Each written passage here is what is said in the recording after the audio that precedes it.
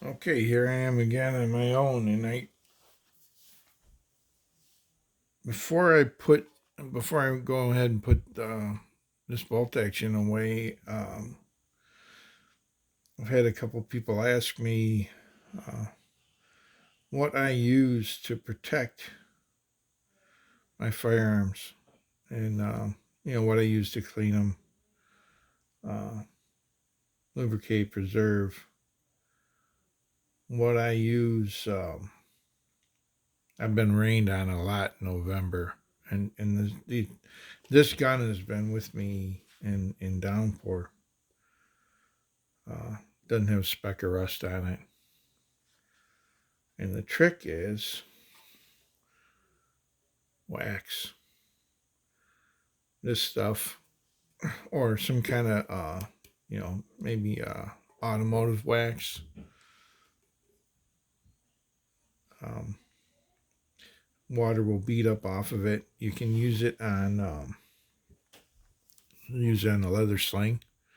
Doesn't hurt it. Use it on the wood, which is not something you can do with oil. Oils will get in and soften wood, and they'll ruin the stock.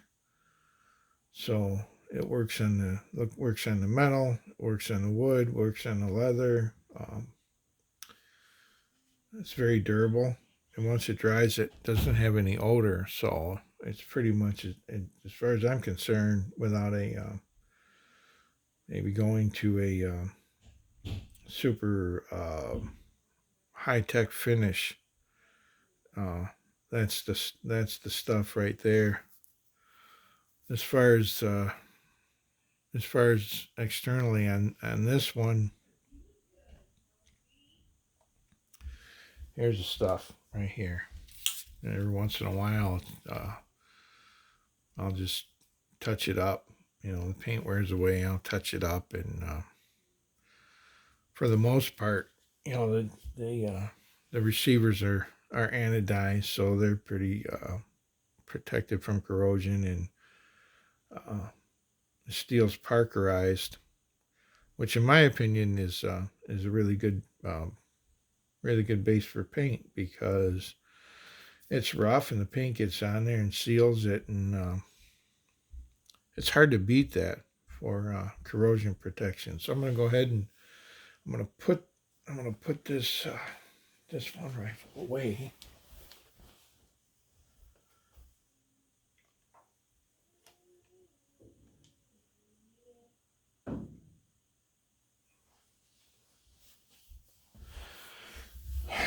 And then we'll talk about this one a little bit more. It's the one I've been using mostly the last couple seasons. So it's in a, it's getting there. I'm learning, I'm learning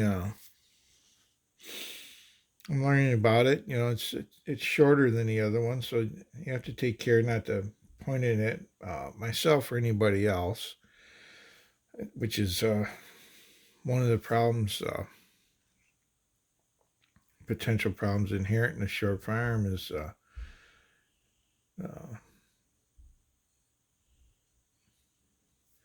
they're easy to get pointed at some part of your own anatomy if you're not careful. So there's that. Um, the sling setup's different.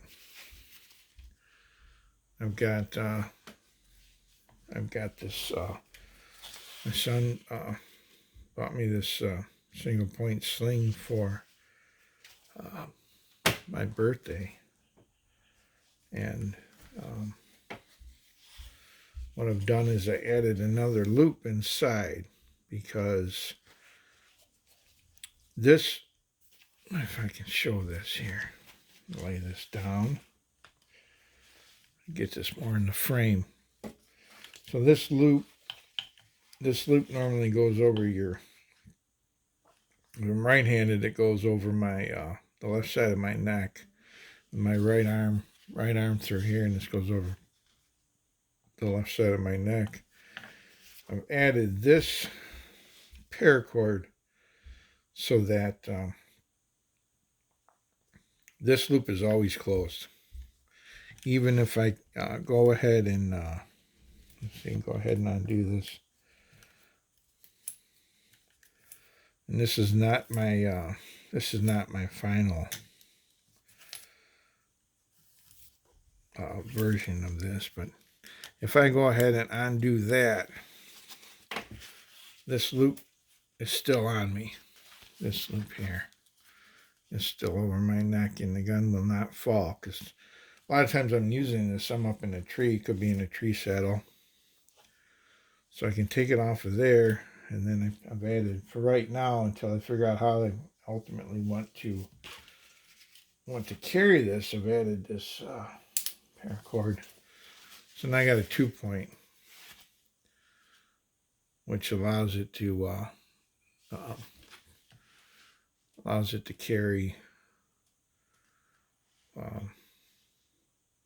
without pointing at my feet when I'm walking. Or if I want to cinch this up tighter and put it over my shoulder when it's time I got a deer to drag, I want out of the way, I can do that. I can just come back here too, and I get the single point. And what I do is when I get up in the stand or in the saddle, I can loosen it up so I can maneuver this gun and shoot it either handed.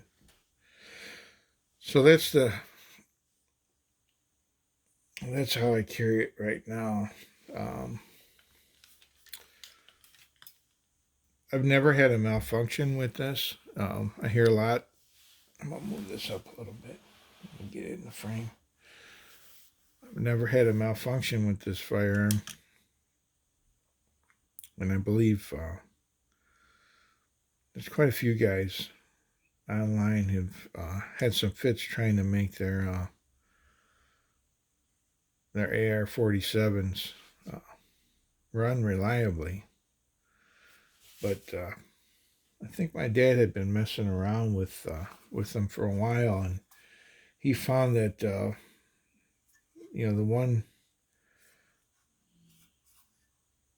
one magazine he knew for sure he could trust was the C products, which is what this is. I have several of them now. I have at least 2 5-rounders for hunting. They always work, and I believe this is I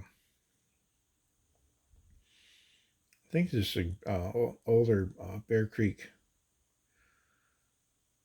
BCA 7.62x39 upper that I've done some mods on.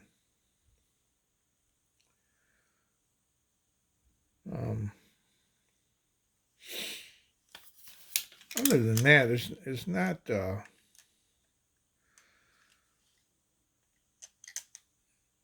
nothing really special. I don't have an ambi charging handle. I probably would like to have one in at some point, but one of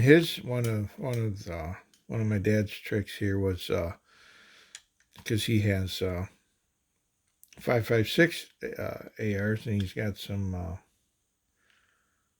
7.62 ARs. I think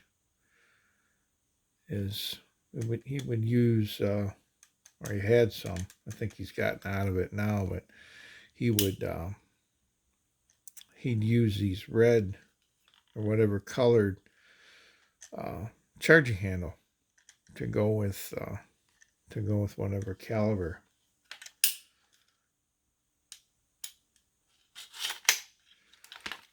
Let's look inside there, make sure and satisfy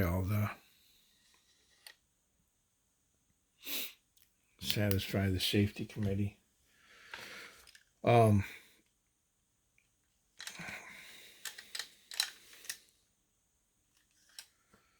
So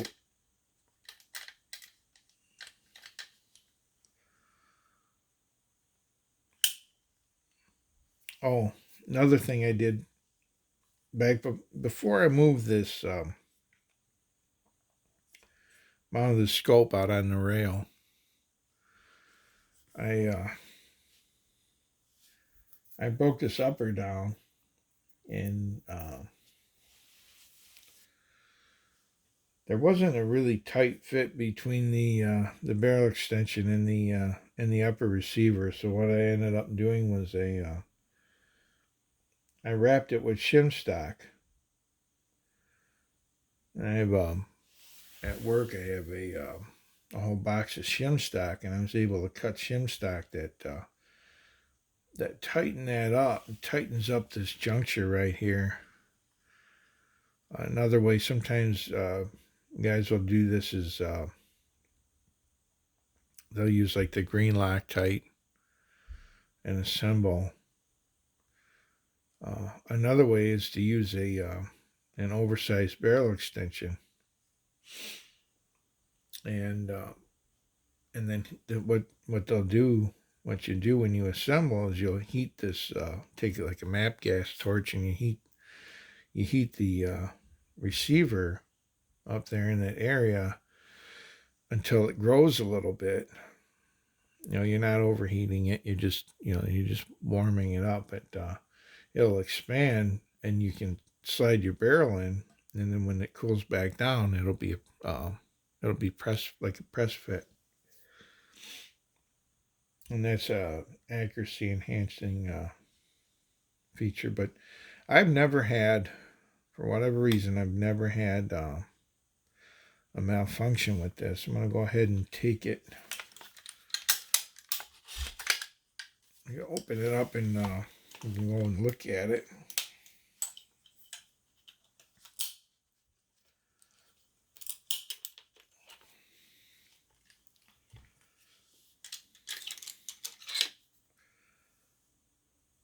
Let's see.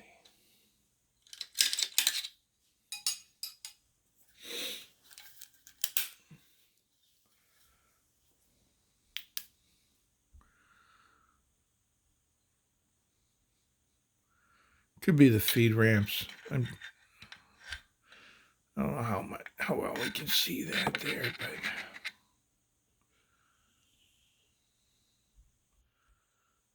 could be the way that I think it was BCA. It could be the way they did the feed ramps. Which I don't have any problem. I don't have any problem cycling. You know, ejecting.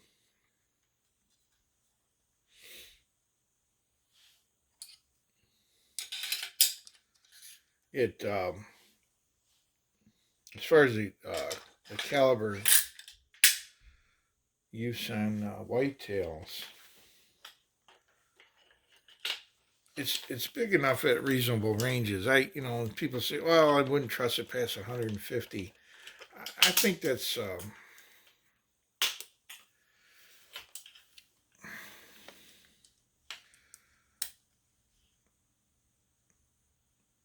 over optimistic for hunting situation. Depending on the circumstances, but uh, none of us like tracking deer. I don't know. I don't particularly like it. I like for them to go down in sight so that I know that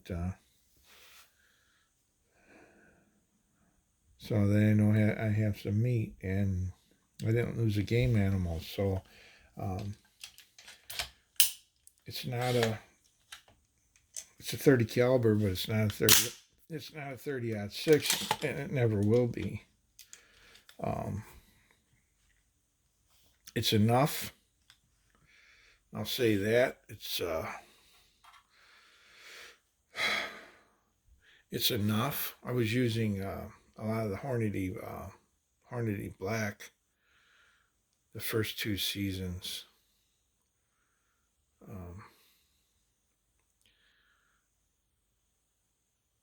I think all but one bullet went through and through. The one that didn't hit the spine on a 3.5-year-old buck. So it did not. That one did not exit, but that one hit the lumbar spine, and I recovered. I recovered that. was pretty, it was fairly mangled, but it, I say it's enough for deer. It's not overly destructive. You want to be careful about your shot angles. You don't want to try to go through. You could, if you had an angle from the front, I wouldn't have any problem with putting one of these copper bullets for a shoulder on a whitetail and expecting it to traverse the vitals. But if it had to hit the full stomach, it's not coming out. So you're not going to get you're not going to get the blood trails like you might expect with a more powerful round. Um, that being said, it goes on a slightly quartering shots and broadside. It goes through and through without any problem. It doesn't have that tremendous shock that seems like you start to get when you're up there over, you know, 2,800 feet per second. Uh, as far as these, as far as these loads here, the load this gun handled, I believe it was 29.7 grains, the listed maximum for a 123 grain bullet for that CFE BLK from Hodgdon, but that was listed for a lead core. But these, I wasn't seeing any pressure signs with these Barnes copper. So that's the load I'm going to go with. As far as I could tell, people did have chronographs and we're getting up there. We're getting around 2,500 feet per second, which is pretty good. I mean, I expect these if these are doing anywhere near that, copper bullets retain their weight, so they should penetrate like I would think they would penetrate more like a lead bullet of in the 150 grain weight class. The other, let's see, what else we're going to talk about here. I made a video before loading manually operated actions quietly on a deer stand is not too problematic, but the AR can be a little. To move out here a little bit, the AR can be a little challenging in that regard. So what I came up with, this is assuming, I get out to my say I'm going to hunt from a tree in the morning.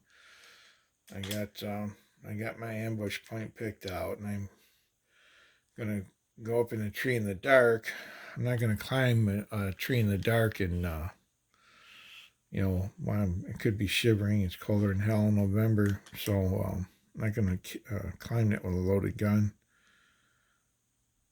So once I'm up there, and there's a good chance I have deer not too far away, I want a quiet way of loading this thing. So what I came up with was, let's start in the beginning here. So we want to start with our with the hammer cock, right? So that's what we got here, and the safety's on. And then we want to lock we're going to lock the action open. So we're going to pull the charging handle back and push here on the bolt release, catch and release. And then we can roll this over, and we have access to the ejection port. If we put this round put this round. We can hook it on the extractor right here. Hook the rim. See if I can get this some light on it here. You see the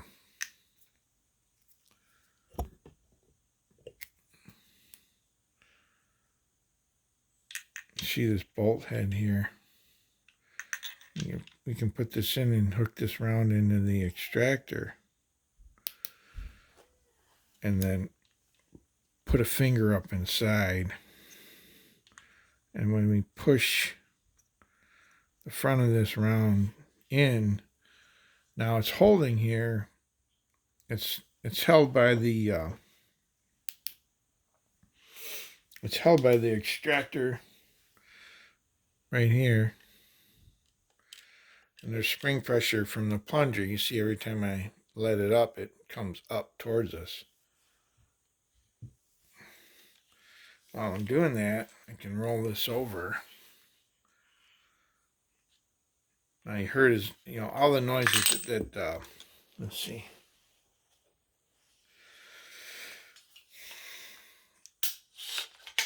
So here's from the beginning. Here's my loading sequence. I'm gonna pull this back. Now that's latch. I'll leave this handle back. Roll this over.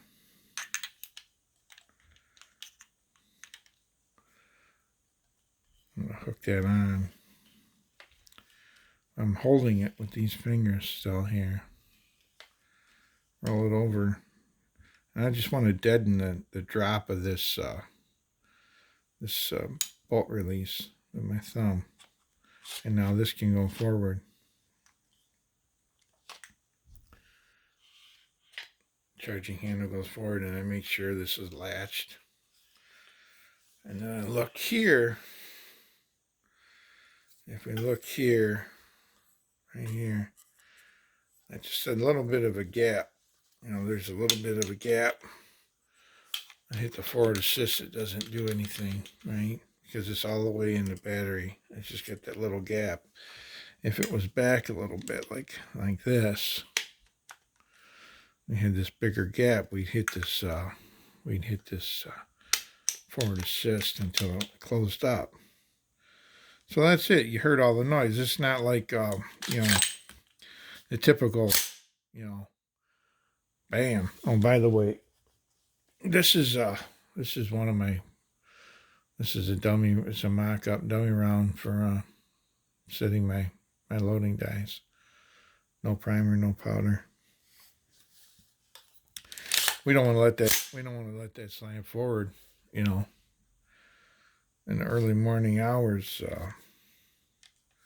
every critter in the woods is going to know your location. So here's what we do. We hold that back. We put this here.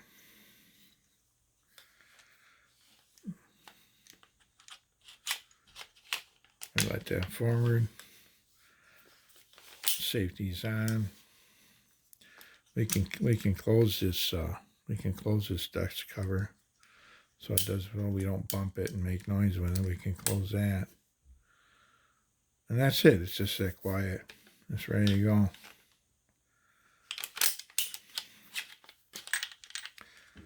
So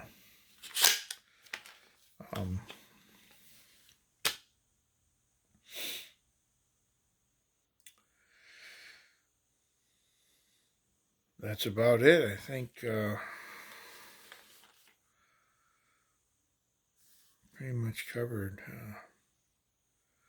everything I can inside.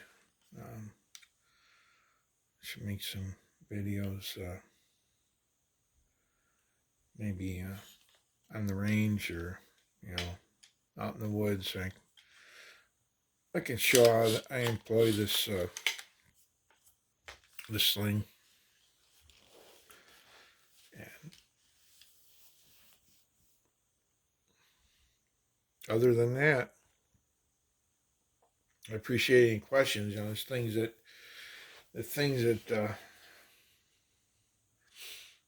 are not coming to mind for me might come to mind for you. How anything I like talking about guns, so thanks for stopping by.